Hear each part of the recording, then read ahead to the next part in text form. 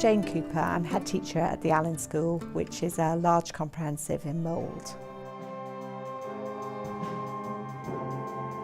I think I'm most proud of the students, the pupils. They're absolutely fantastic.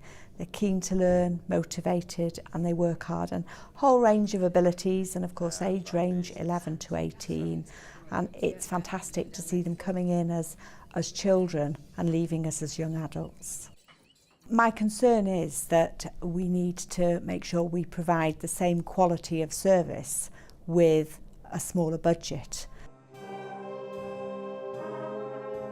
The children of today are the future of the country.